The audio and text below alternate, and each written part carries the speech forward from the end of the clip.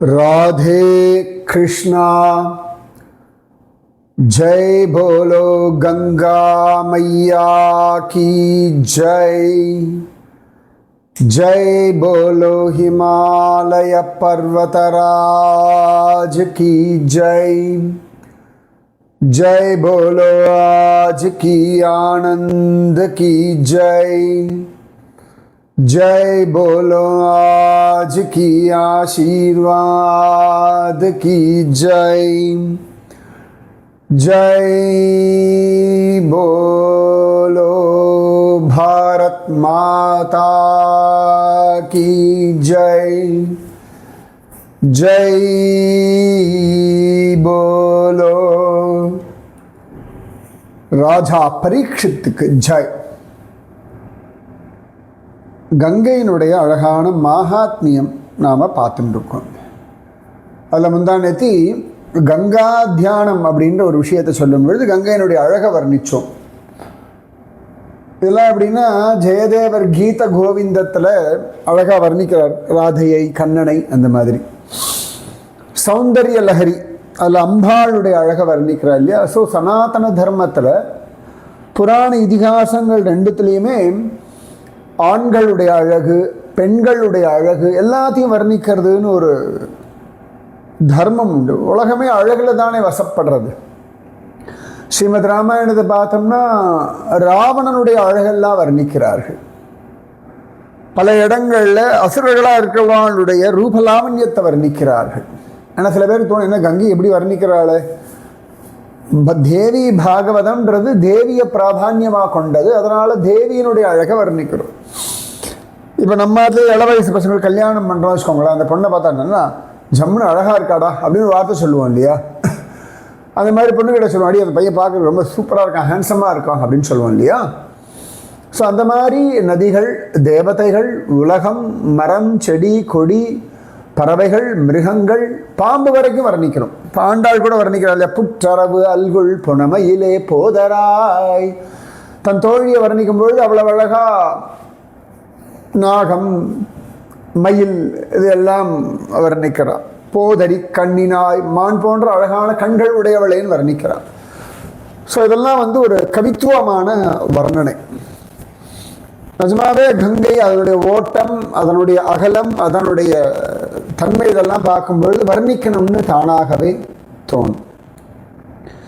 இப்போ ஸ்ரீமத் பாகவதம் அதனுடைய விஷயங்களை தான் அனுபவிச்சுட்டு இருக்கோம். பரீட்சித் மகாராஜன் சாபத்தினாலே 7 நாளில் மரணம்னு தெரிஞ்ச உடனேயே சகலத்தையும் விட்டுட்டு கங்கை கரையில் உட்காந்துக்கிறான்.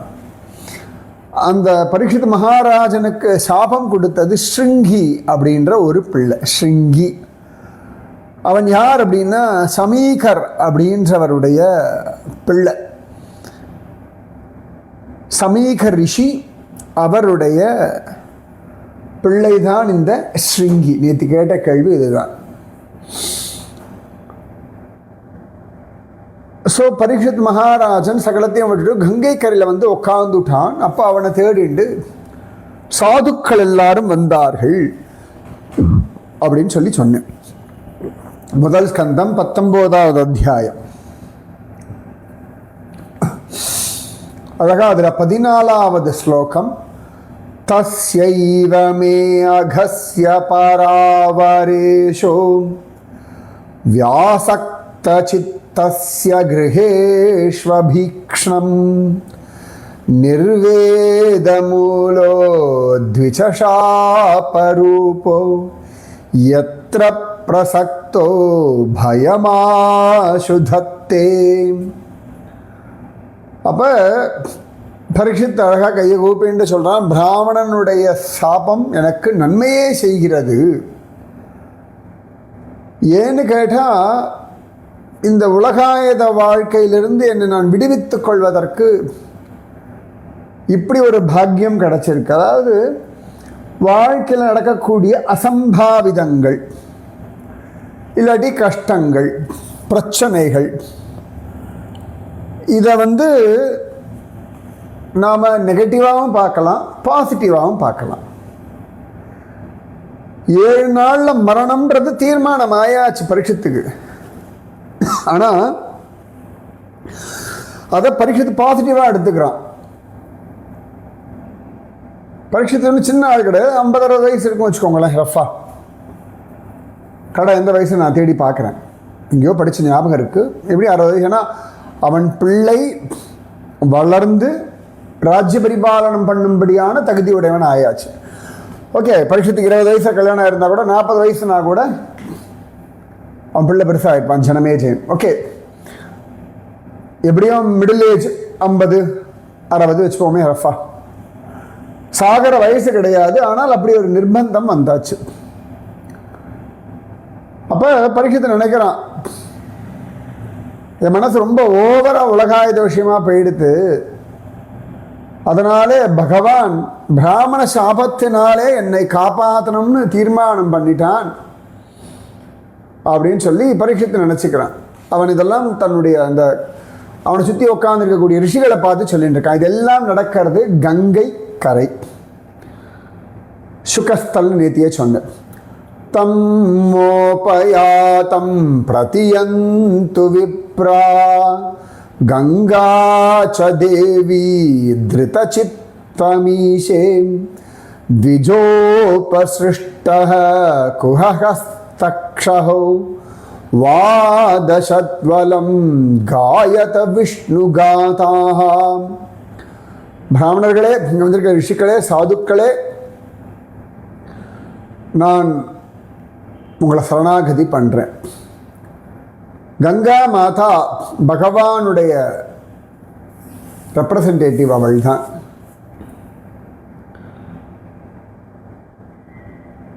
கங்காச்ச தேவி திருதஜித்தமீஷே. கங்காதேவி என்னை ஏற்றுக்கொள்ளட்டும். நான் பகவானுடைய திருவடிகளில் மனசை லயப்பட வச்சுட்டேன். அந்த தக்ஷகன் என்னை கடிக்கட்டும், எனக்கு அதனால் ஒரு பிரச்சனையுமே இல்லை. நீங்கள்லாம் எனக்கு ஒரே ஒரு ஒத்தாசை பண்ணணும், விஷ்ணுவினுடைய விஷயங்களை நீங்கள் பாடணும், நான் அதை கேட்டுண்டு இருக்கணும், எனக்கு அது போதும் அப்படின்னு சொல்லி அழகா ஜம்முன்னு சொல்கிறான். நான் கங்காதேவிக்கும் இதை சொல்கிறேன், அவளும் தெரிஞ்சுக்கிட்டா நான் பகவான் இடத்துல மனசை கொடுத்தவனாக இருக்கிறேன் அப்படின்றான். சொல்லிட்டு அடுத்து சொல்கிறான், புனச்ச பூயாத் பகவத்யனந்தே ரதி பிரசங்கஸ்ச ததாஸ்ரயேஷு மஹத்சு யாம் யாமுபயாமி சிருஷ்டிம் மைத்ரேயஸ்து சர்வத்ர நமோ த்விஜேப்யஹ. கங்கே, நான் பகவானத்தை மனசை கொடுத்துட்டேன் போன ஸ்லோகத்தில் சொன்னான், பிராமணா அங்கே இருக்கக்கூடிய சாதுக்கள் இடத்துலையும் சொன்னான். அடுத்து இந்த கங்கையை முன்னிட்டு கொண்டு அவன் பிரார்த்திக்கிறான், நான் எந்தெந்த மறுபடியும் என்னென்ன பிறப்பெல்லாம் அடைகிறேனோ எல்லாத்துலேயும் பகவான் வாசுதேவனிடத்தில் பக்தியும் அவனையே அடைஞ்ச பக்தாரிடத்தில் சங்கமும் உண்டாகட்டும். சர்வத்திர மைத்ரி அஸ்து, எனக்கு எல்லா இடத்துலையும் நட்பு உண்டாகட்டும். என்ன அழகான பிரார்த்தனை பாருங்க. புனச்ச பூயாத் பகவத் அனந்தே ரதி பிரசங்கச்ச ததாஸ்ரயேஷு மஹத்சு யாம் உபயாமி சிருஷ்டிம் மைத்ரியஸ்து சர்வத்திர நமோ த்விஜேப்யஹ. உங்கள் எல்லாருக்கும் நமஸ்காரம், எனக்கு அப்படி ஒரு ஆசீர்வாதம் பண்ணுங்கோ. என்ன அழகான பிரார்த்தனை பாருங்கோ. அப்போ பரீட்சித் மகாராஜன் இதி ஸ்மராஜாத்யவசாயயுக்தः பிராச்சீனமூலேஷு குஷேஷு தீரः உதங்முகோ தக்ஷிணகூலாஸ்தே சமுத்திரபத்ன்யாः ஸ்வசுதன்யஸ்தபாரः. அழகா இந்த மாதிரி திடமான புத்தியுடையவனான ராஜா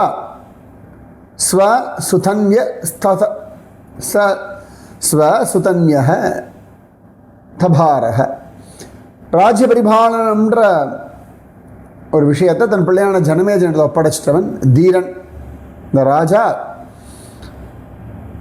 கங்கையினுடைய தெற்கு கரையில் சமுத்திர பத்னியாக, சமுத்திரத்தை அடையக்கூடியவள், அதனாலே கங்கைக்கு சமுத்திர பத்னின்னு பேர். சமுத்திரமும் பகவத் ஸ்வரூபம். நீர்நிலைகளுள் நான் சாகரமாக இருக்கிறேன்னு பகவான் சொல்றான் இல்லையா?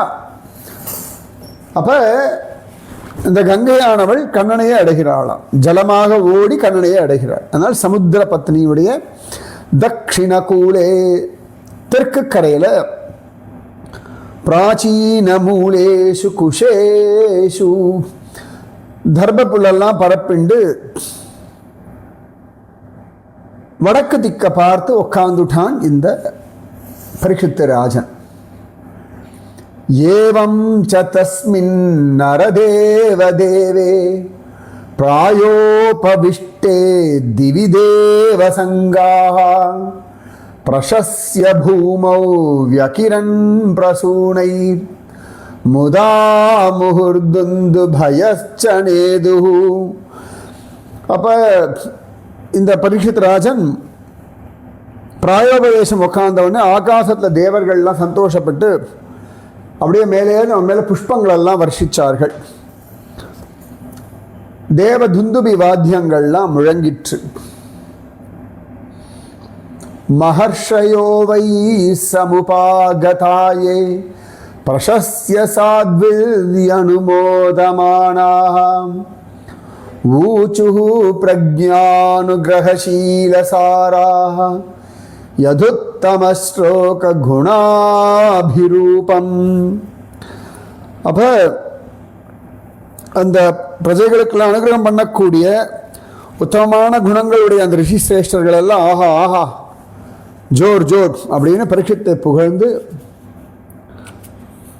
ஜம்முன்னு பரீட்சித்தை பார்த்து சொன்னார்கள். நவாயிதம் ராஜர்ஷிர் வர்ய சித்ரம் பவத்சு கிருஷ்ணம் சமனுவ்ரதேஷு யோத்யாசனம் ராஜகிரீடஜுஷ்டம் சத்யோ ஜஹுர்பகவத் பார்ஸ்வகாமாஹ. பரமபாகவன் அந்த பரீட்சித்து ஷரீரத்தை அழகா சொல்றார்கள். ஹே ராஜரிஷி, வாசுதேவனுடைய சாமீபியத்தை அடைய விரும்புகிறவர்கள்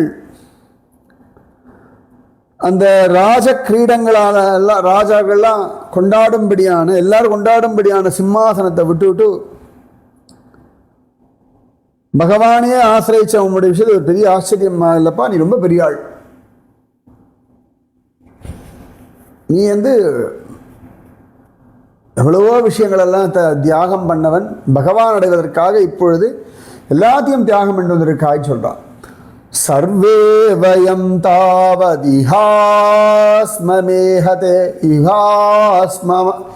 இஹாஸ்மஹேத கலேவரம் யாவதசௌ விஹாய லோகம் பரம் விரஜஸ்கம் விஷோக்கம் யாஸ்யத்யயம் பாகவத பிரதானஹ.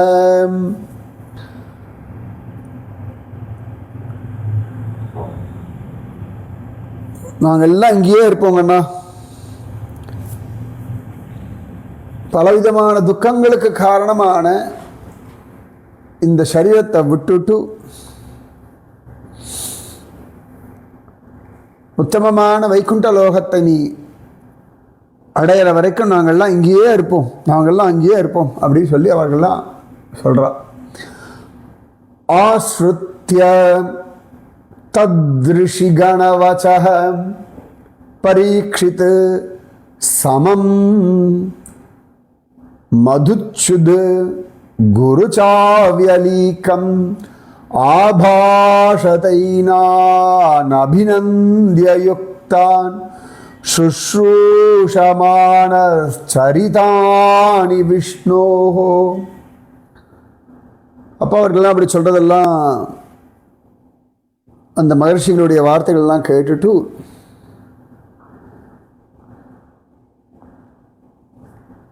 பகவானுடைய சரிதங்களை கேட்க ஆசைப்பட்டனா அவர்கள் நமஸ்காரம் பண்ணிட்டு சொன்னான், சமாகதாக சர்வத ஏவ சர்வே வேதா யதாமூர்த்தி தராஸ்திரிபுஷ்டே நேஹாதனாமுத்ர ச கச்சனார்த்த ரிதே பரானுகிரகமாத்மசீலம். எல்லா திக்குலையும் வந்த நீங்கள் எல்லாருமே 3 லோகத்துக்கும் மேலான உத்தமமான சரீரத்தை தரிக்கக்கூடிய வேதங்களுக்கு சமமானவர்கள்.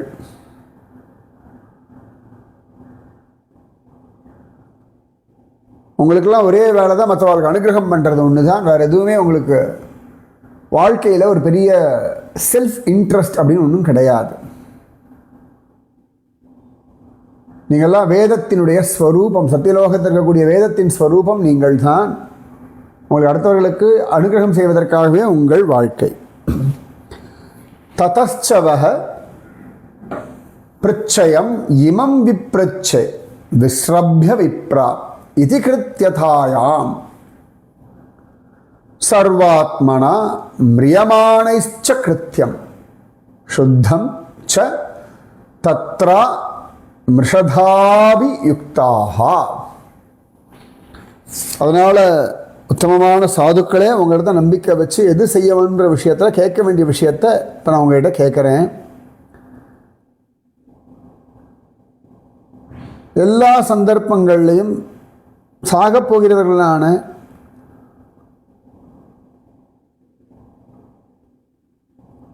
எது பண்ணலாம் சொல்லுங்களேன்.